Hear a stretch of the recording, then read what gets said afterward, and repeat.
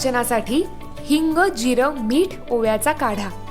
भारतीय मसाले आरोग्याच्या दृष्टीने वरदानच आहेत. योग्य प्रमाणात योग्य प्रकारे त्यांचा वापर केला तर फायदा होतोच.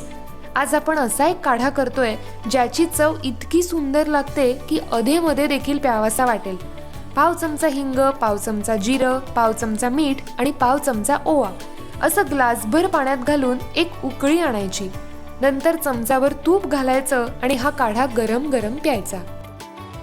पोटात ब्लोटिंग होतंय, ब्लेंचिंग होतंय किंवा अपचन आहे, गॅसेस आहेत, मुरडा येतोय किंवा भूक मंदावली आहे, काहीही खायची इच्छा नाही आहे, अशा कुठल्याही केसमध्ये ना हा काढा नक्की करून बघा.